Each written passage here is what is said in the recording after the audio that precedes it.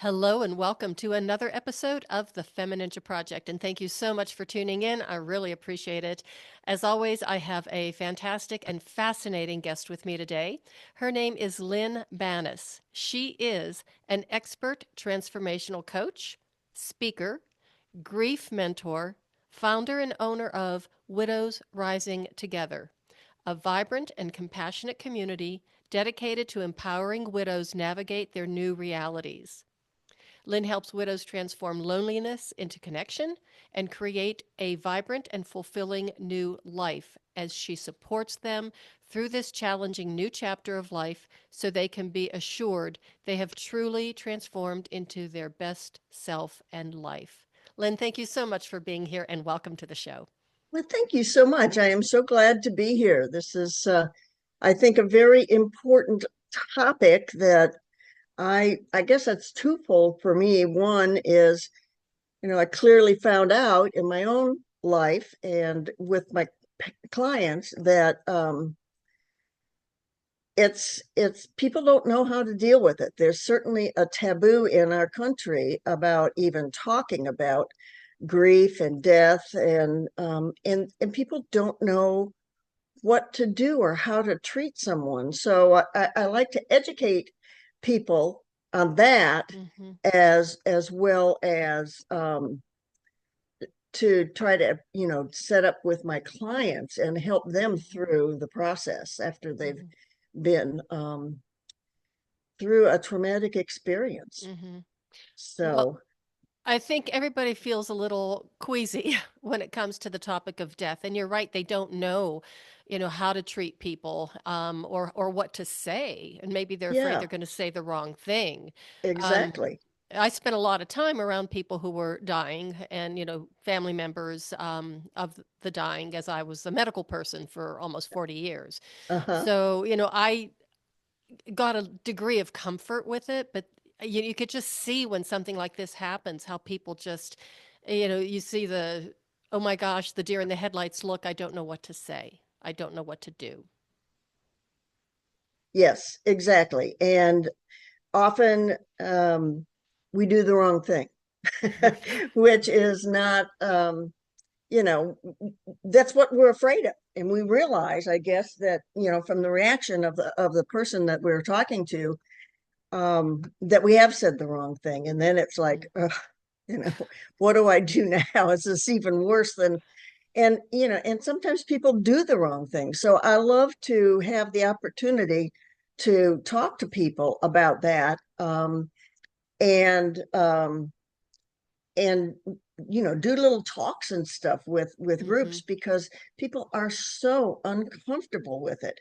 Mm-hmm. So that's all part of it, and it's part of the learning.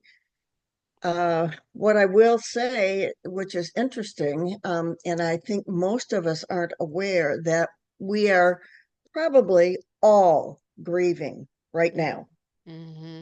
because of what's this happened after COVID, all Mm-hmm. the changes that have taken place in how we live our lives, and all the changes that are just bombarding us day in and day out now.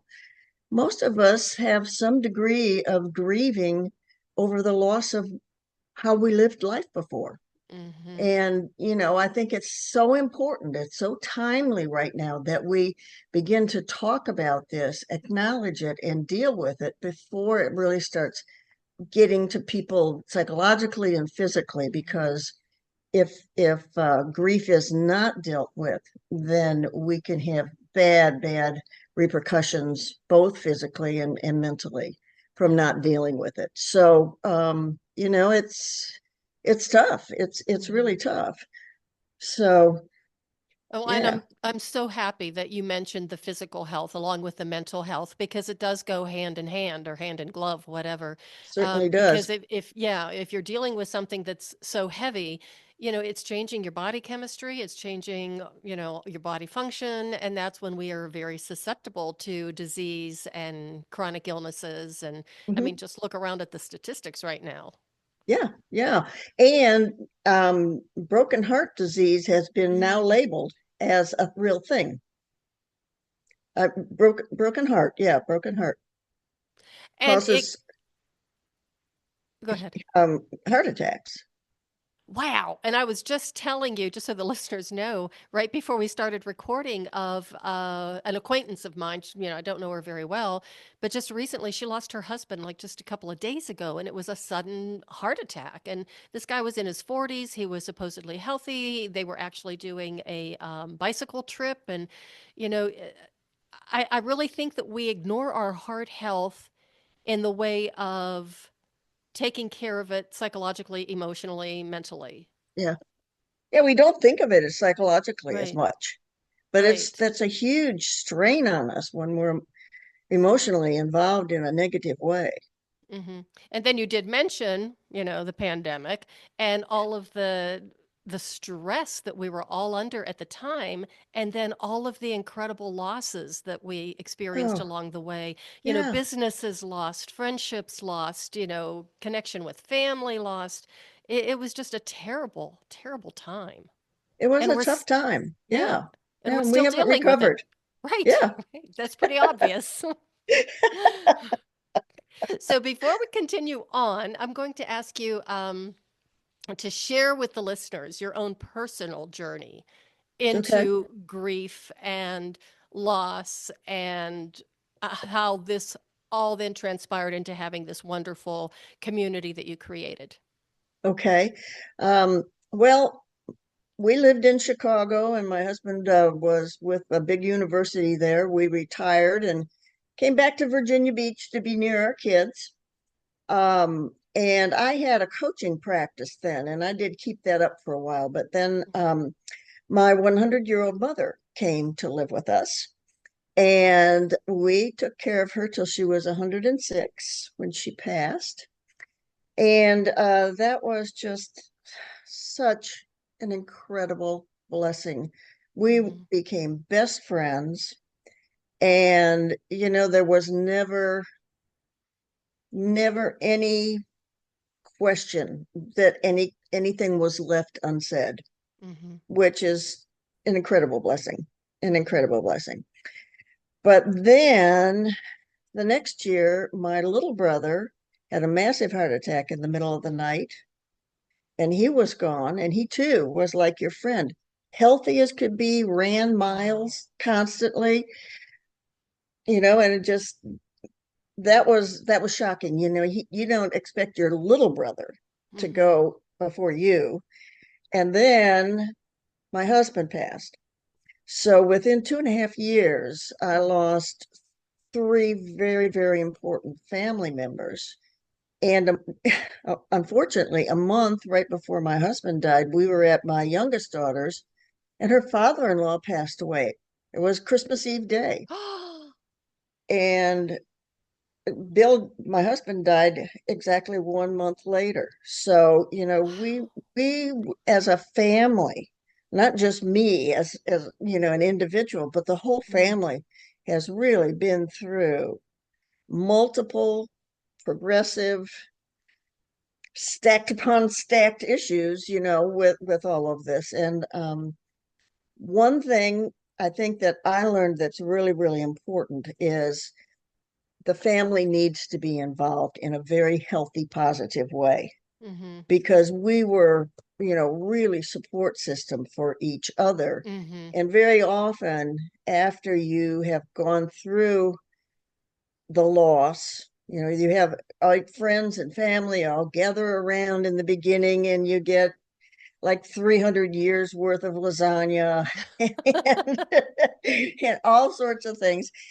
Um, but then within 2 weeks, they're gone, They're gone. gone.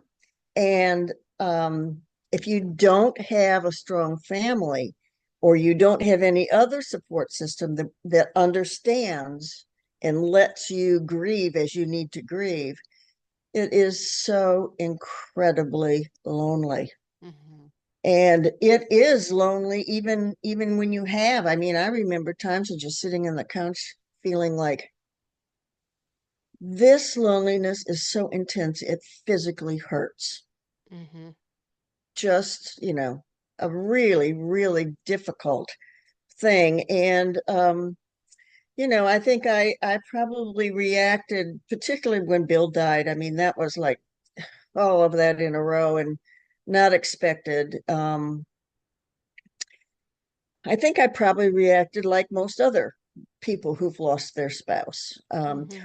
And I must add, I also work with people who've lost jobs, who've lost children, who've lost, you name it. Anytime we lose something that is connected with our identity, we Mm-hmm. go through very much the same things. Mm-hmm. So there you are feeling like your world's been totally turned upside down. You're untethered. You're like a hot air balloon floating all over the place, and you don't have your feet on the ground at all. Mm-hmm. Um, you don't know what to do. Many, many, many widows, at least particularly my age, their husband took care of all the finances and all those Mm-hmm. sorts of things. And I've had so many clients who couldn't even find any of the information they needed to have to be able to make the decisions they need to have. Mm-hmm. So, what I'd like to do for you is for your listeners, is to um, send you the link to a couple of sheets. One of them is this is what you need to have ready. Don't be afraid to talk about this, because if you don't, you're going to be in really deep weeds, whether Mm-hmm. it's you or your spouse that Mm-hmm. happens to pass away.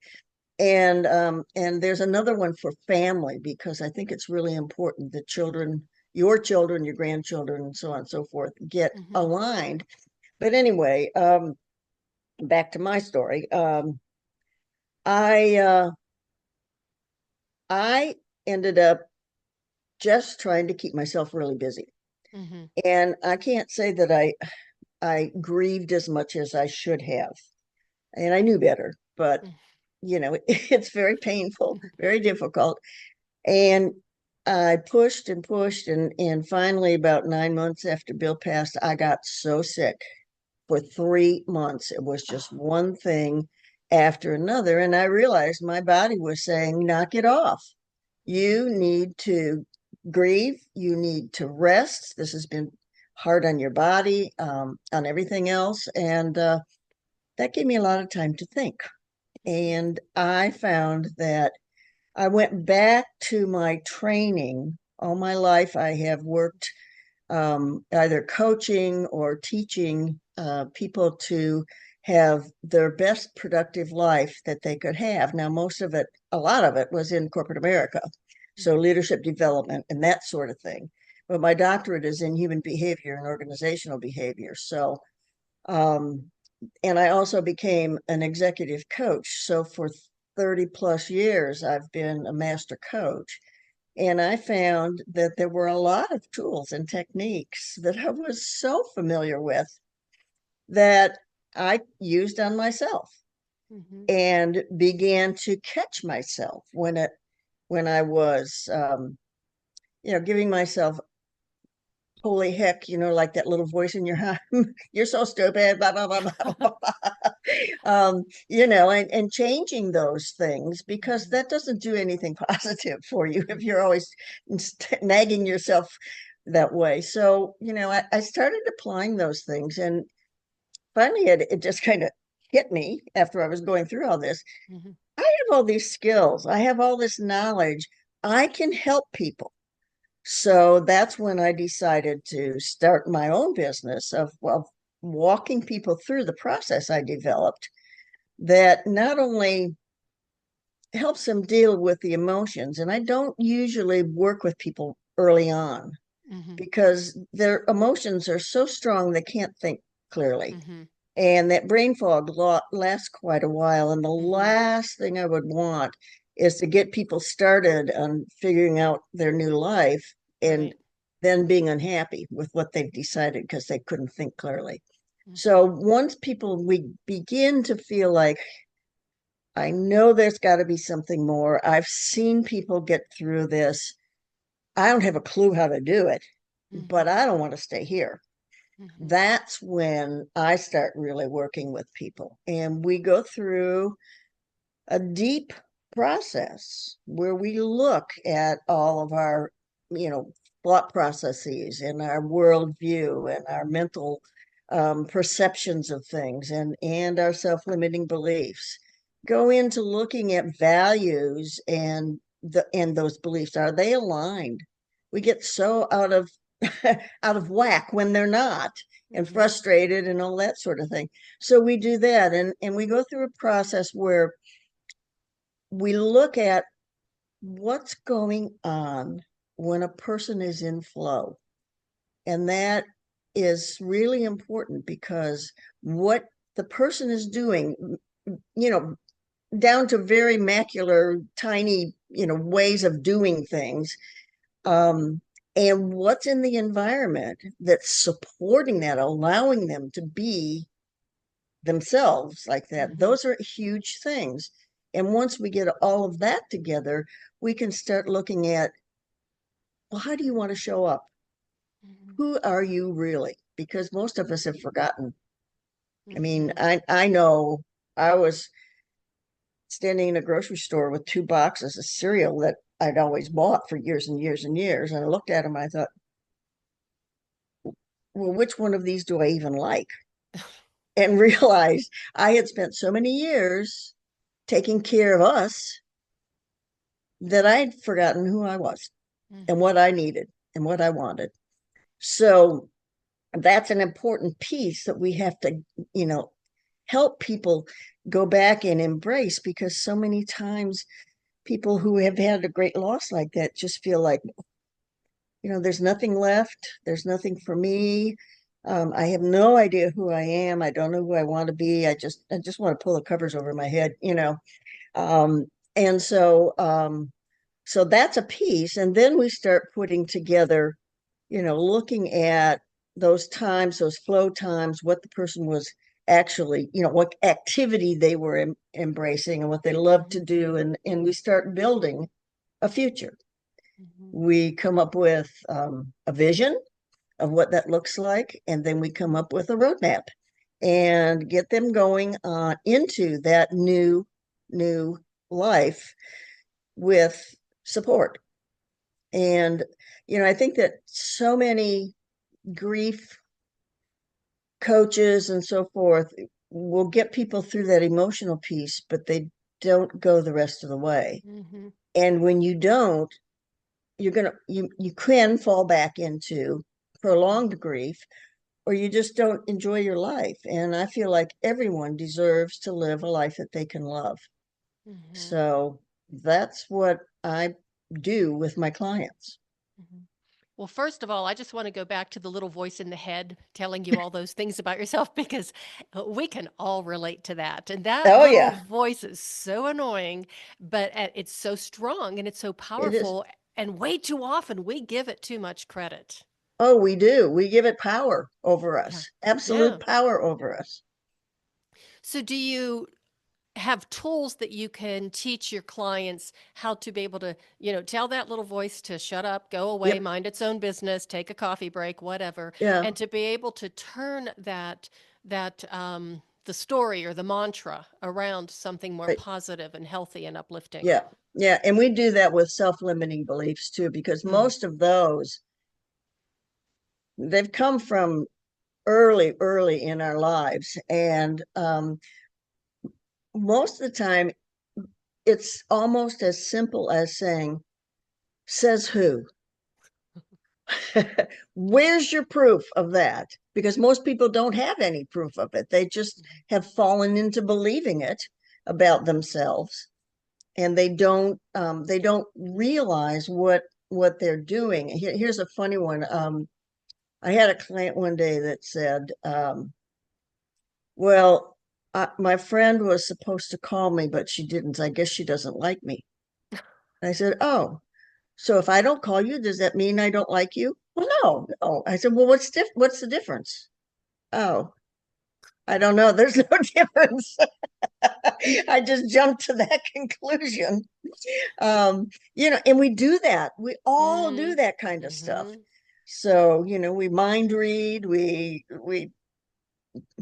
make assumptions, and we really if we can get a handle on those things, we can clean so much garbage out of our lives. Hmm. It makes it pretty smooth sailing once we It's can a, do that. it's amazing the stories that we make up and the things that we tell ourselves.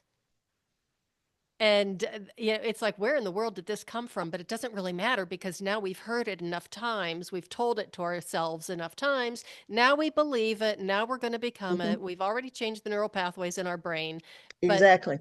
the good news is that those neural pathways are very, very malleable, very flexible, and we can always turn things around by just changing our mindset and our self-talk. Yep. Yep. And we work really hard on that because as you might know, as soon as you have a big loss, your brain rewires itself because its job is to keep you safe. Hmm.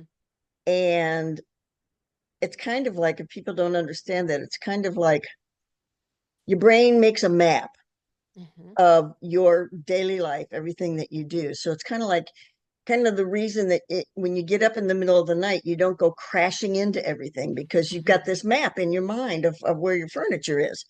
So we have to work with the map, which is now trying to protect you, but it's a little confused because that person or that thing isn't there anymore.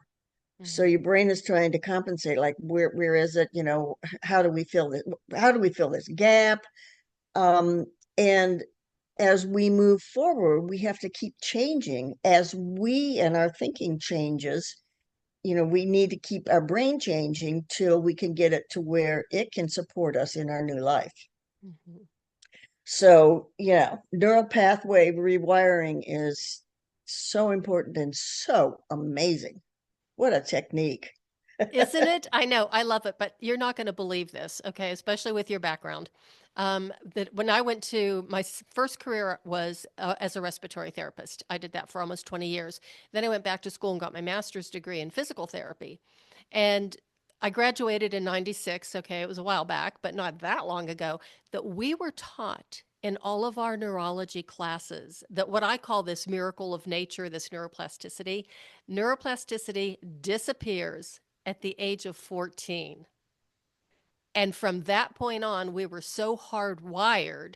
And I'm sitting there going, okay, I might just be a stupid student, but that doesn't make any sense to me because I had worked in a neurotrauma ICU for a while, and I had seen so many things where the brain and even some spinal cord injuries were able to recover. And I thought, what a horrible thing to tell people. Since then, of course, Yeah. yeah, Yeah, I was taught that too. I do were you? understand that. Yeah. Yeah. Psych courses deal with some of that stuff too. So, yeah, it's that's very difficult to think that, well, I'm 14 and this is it. I don't think I want to stay there. Yeah, right. Could you imagine? Oh, that would be horrible. That would be, oh, goodness, 14 forever. Yay. But anyhow, so yeah, it's right. And I think what we now know about brain function and neuroscience, it's come a long way. And there are Oh so yeah. many wonderful resources out there. So, for the listeners, if they want to do some research on neuroplasticity, neuroscience, there are an awful lot of Yeah. resources. So just go online and look. And one of my favorite authors is Norman Hmm. Deutsch. Yeah, I've got his books, and they're just fascinating. Yeah, and I think, it's really important for people who are looking for support through this sort Hmm. of thing. Make sure the person you go to is well trained.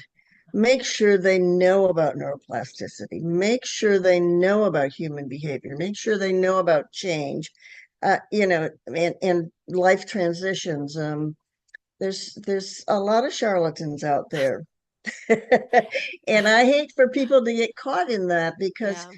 it just, they aren't moving forward and they feel like, well, I've tried everything. This is the way my life is Hmm. going to be, and I can't change. And of Hmm. course you can. Of Hmm. course you can. But you need somebody who will take you by the hand and walk you through the process because it's very difficult to do on your own. Hmm. I'm glad you used that word charlatan because that was right in the top of my brain when you started to talk about that. And I have a very dear friend who lost her son, her only child. And this was a few years ago. And of course, I just can't even imagine, going Mm. through something like that. And she tried a lot of different things. She tried therapy. She tried quite a few things, and she actually did get referred to and I'm using air quotes here, a grief counselor. And I know the person she was referred to, and I'm going, wait a minute, she's like a business coach or some kind of, women's coach or this kind of coach. And the amount of money she paid for, she was so desperate. Yeah, And people are desperate. yeah, and I would consider that a predatory action, going after somebody who is, that hurting so badly that you cannot even think straight. I mean, this woman her mother had to teach her how to brush her teeth because she forgot how. I mean, she was just so destroyed. So And destroyed you. yeah, so Yeah, you and no have to, coach should ever take on that client. That's a psychological issue. And right. and coaches are not to get into that arena because we're not trained. Mm-hmm. And we can do so much damage. Mm-hmm. So that's a little key point I want to reiterate for the listeners and what Lynn has already said. Please make sure that if you are seeking help from a grief therapist or counselor or whomever, that they have the appropriate background, education, experience, and make sure it's a good fit for you. Absolutely. Fit is everything. You need to feel comfortable.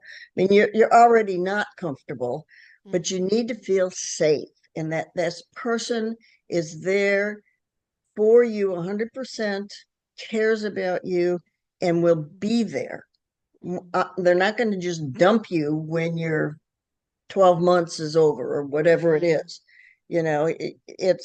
I won't do that to clients. It's Mm-hmm. just too important. A life is too important. Mhm. That brings us to the next point, which is this community that you developed. And at what point did you have, like, I call them mental head smacking moments? I guess the proper term would be epiphany of, hey, I could take this and create this community where widows can support each other, to get into that type of support system. How did that happen? How'd that come about? Well, you know, people who are going through that do need some one-on-one help Mm-hmm. because it's very personal and you don't really want to have people do it together. They Mm-hmm. want to keep them totally safe. But we do know that we heal better together than we do alone. So at I create what would be somewhat similar to a mastermind group Mm-hmm. where people are finding ways that work for them to move forward. They're sharing those, they're supporting one another, they're caring for one another.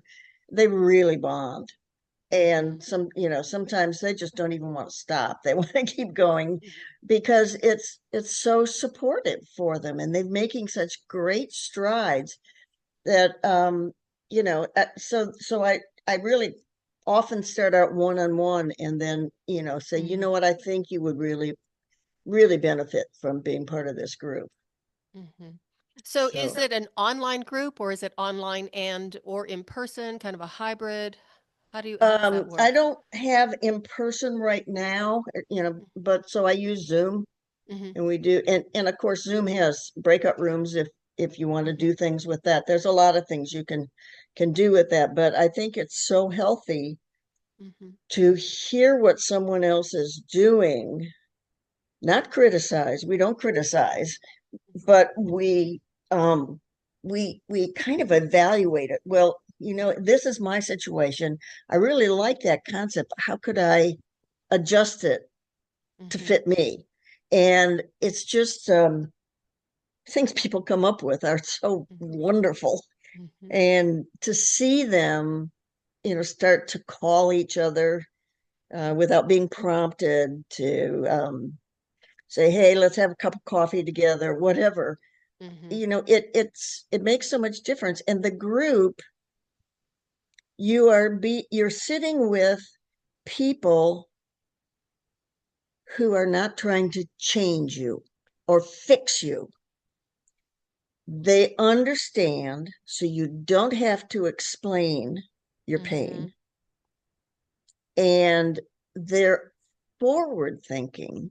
I don't I don't want to say that we move past grief, because that's not true. Mm-hmm. It's always there. But you do learn how to deal with it, and you can move forward in a way that honors what you had before your loss Mm-hmm. and helps you feel that you're not leaving that behind and ignoring it, which is a big fear of a lot of people. Mm-hmm. So it just seems to work out. I think it's one of the best additions I've ever made. Mm-hmm.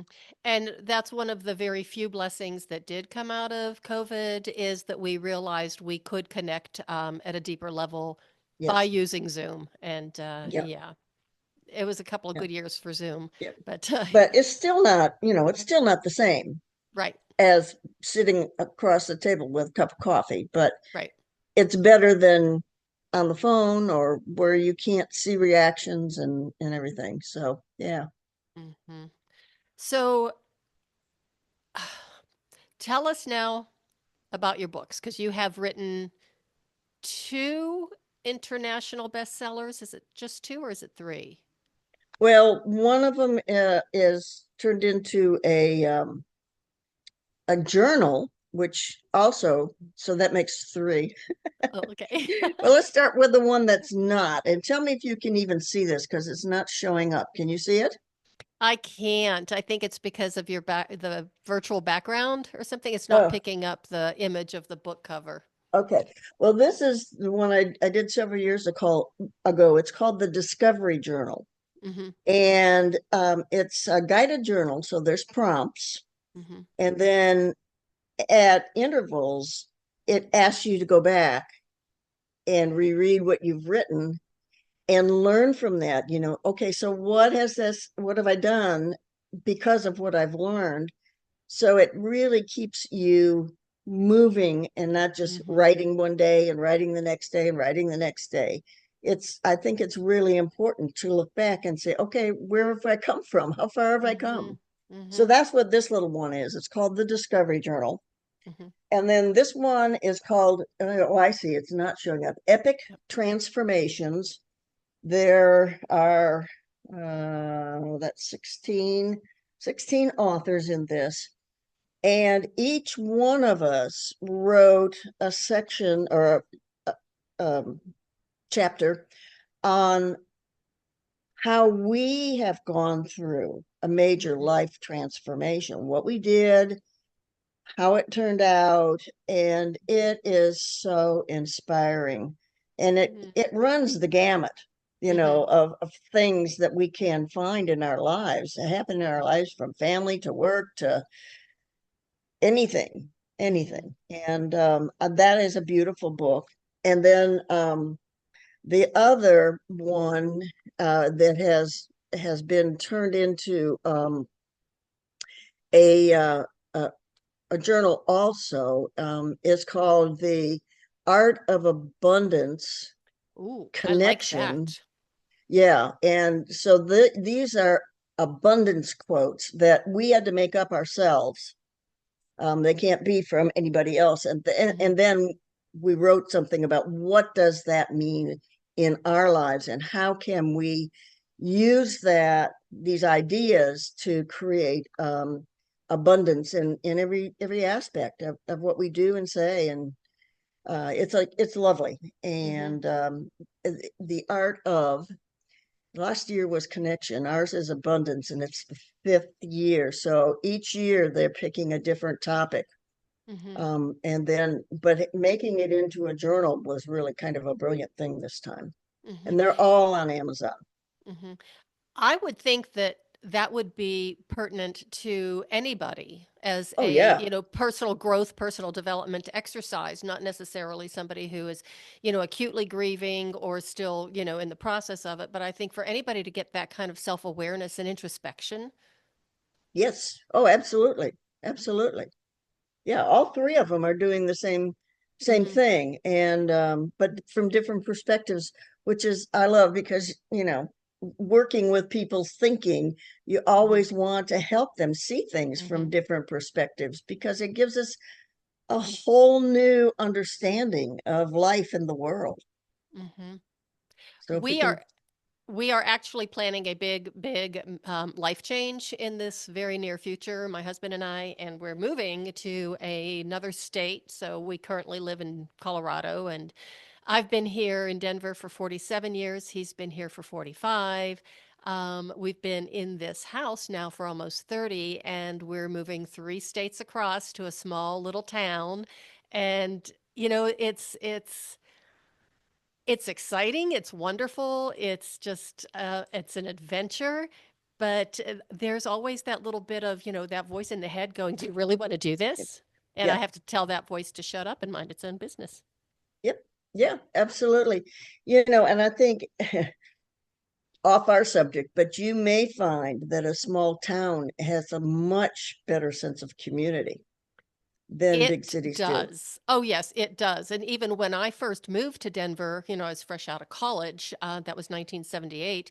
And it didn't have a whole lot of community, but it did a little bit. And Yeah, now it's like, just spread. it's just terrible. But that's the one thing. My husband has actually lived in that town. It's called Excelsior Springs. It's in Missouri. And my husband lived there. His family was there in the late 1960s for a little while. So he's really familiar with the area. And when I went to visit it with him for the first time in November, and I thought, oh, do I really want to do this? But boy, on the second day, I looked at him and I said, I can live here. It did have that sense of community and that sense of, reaching out to other people and Hmm. really loving their town and loving each other. I mean, it was just Yeah, something that I hadn't. caring, real, Yeah, real care. yeah. Yeah, And I grew up in a town like that. My husband called it Mayberry on steroids. okay, what was the town? It was Niles, Michigan. Is about Okay, 12 miles north of the University of Notre Dame. okay. But yeah, it was like that. Man, you could get on your bike and go all day, but you didn't do anything wrong because everybody knew who you Yep. were and they'd talk to your parents. Yep, I grew up in a town like that, and I have to laugh because I still to this day tell people that my husband grew up in Mayberry. Oh, so you got the same. Yeah, well, Yep. there you And go. yep. And he did. It's like even, because Denver is not nearly as safe as it used to be. And even before it got to be this crazy, he'd do things like leave his keys in the car with the car door Oh, yeah. unlocked. And, the Oh, door, he yeah. never locked the front Never door. locked And the I'm like, door. and we didn't either when we were growing up. But it was like, No, okay, it's a whole new world. it is. And again, let's take that back to us and our losses Yeah. because, they trigger a degree of grief depending how significant Hmm. they are. Hmm. Kind of almost like a loss of innocence. Yes, I think that that's very true. I think that in our country, we're opening our eyes and saying, whoa, Whoa, exactly. whoa. Yeah, the blinders are off, which is good, Yeah, it is. But I but I remember, I remember people saying, well, we're not like this. Well, evidently we are. we are. Yeah. Yeah. So, so I think it's really, really important that we come together, those of us who are interested Mhm. in supporting and encouraging people, that we come together as a community ourselves Mhm. because it makes us stronger Mhm. and we can help an individual find the resource that's going to be exactly right for them. Mhm. And I think that will make a difference. Mhm. I always say that's one of the reasons why I do this podcast, and while I will continue to do it as long as my Colorado throat keeps up with me. Um, but it's because when we talk to each other and we share each other's stories and we learn more about each other, it's almost like, well, we have a lot more in common than we think we do or that we have been Absolutely. told we do. And the more Absolutely. yeah, we can create those connections, the human connection, and we become stronger as a community and we come more powerful, but not in a negative way. We just come, Right. we're stronger. Yeah, We used to depend on our neighbors and they would depend on us rather than looking for somebody that's giving right. us a handout, right? Yeah, absolutely. And it's I was in a networking group this morning too, and someone brought up the fact that, and I've often thought this, we sometimes get in little breakout sessions of maybe Hmm. 4 people, and we share, who we are, what we do, and all that sort of thing together, and how we can support one another. And at first, sometimes it seems like, well, I don't have anything in common with that person. But the more you talk about what Hmm. you do and how you think, and you find, hey, we could do this together and support one another. We really do have more in common than appears in the very beginning. Hmm. Yep, the human connection and the human condition. I mean, we can't live without it. We need each other. And We do that's another thing. desperately. Yep, that's another thing that made COVID so devastating and so dangerous is because we lost that ability to be able to be together with people. Yeah, yeah, yeah. We Well, survived. one step Let's at a time. exactly, exactly. So, Lynn, how can people get a hold of you? Where can they find you? Give us some of your links. Of course, this is in the show notes, but I really like for you to be able to share that information with my listeners. Sure. I am on LinkedIn. Hmm. And I am on Facebook with all my names. Lynn Ferguson Langnick Banis. I love that I name. I also have um groups on both of those, Widows Rising Together. Hmm. So people are more than welcome. They're open to join those. And I have recently, well, today I posted information about a masterclass that I'm doing on the Hmm. 7th Hmm. about managing grief and resilience and expectations, grief Hmm. and loneliness and expectations. So people are more than welcome to Hmm. click on that and register for that. Hmm. Um, my I don't know my Calendly right off, but my phone number is 847 Hmm. 721 8875. That's a Chicago exchange, but I'm in Virginia Beach now. Hmm. Hmm. And is Speak of transitions. yeah, right. Is it okay if I put that in the show notes, your phone number? Yes. Yeah. Okay. And then you Yeah. did tell us earlier in the recording about two links that people can go to. Is that on Oh, your yeah. website No, or? I'll send them to you and you can put them in the show notes. Absolutely. Okay. Perfect. And people can Perfect. just download. Okay. Yeah, some little aids to help people get through this process. And part of it is preparing beforehand. Mm-hmm. And I know that's so hard to have those No, conversations, but I as we know. were saying, you can get caught and not know where anything is, Mm-hmm. which is my sister-in-law could not get into my brother's computer, and her son is a computer guru, and it took Wow. him 3 weeks to get into it. Wow. So, at that time, people are yelling for, well, you need this stuff for the bank, and you need this stuff, Oh, to declare that the person is really gone. You need this stuff for Social Security. You need it. And if you can't find it, I mean, you don't need that frustration on top of the emotional grief you're going right. through. Right. Oh, that just sounds horrible.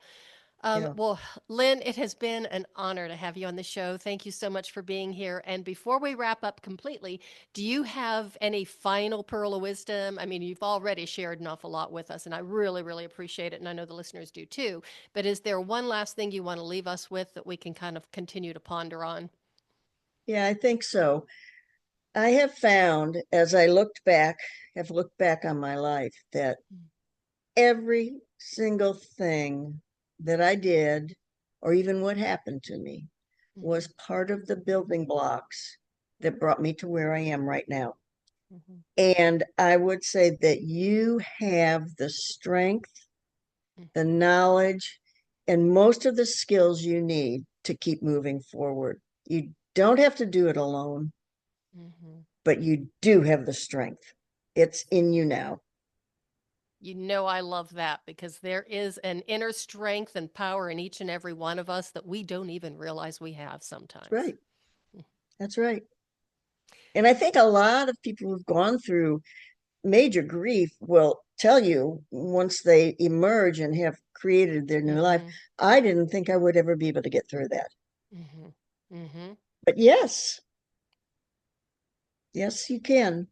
And stronger on the other side, too. Yes, yes, always. Well, Lynn, thanks again. It has been an honor and a pleasure to have you on the Thank show. you. It has been so much fun. I really enjoyed it. Excellent. That's my goal, is to make sure that my guests really have a good time and to be able to promote their services and their books and everything else too at the same time. So we So can that's great. all live a happier, healthier life. That's right. That's what it's about. Exactly. Okay, and everybody, thank you so much for listening. Please share this episode with everybody you know, especially if you know somebody who might be struggling with grief or kind of stuck in a pattern. Have them contact Lynn. Obviously, she really knows what she's doing, and she's an amazing person, and she would love to help you. And remember to tell that nagging little voice in your head to shut up, go away, mind its own business, and just keep moving forward because you are so much stronger than you think you are. And that is the way of the FemiNinja.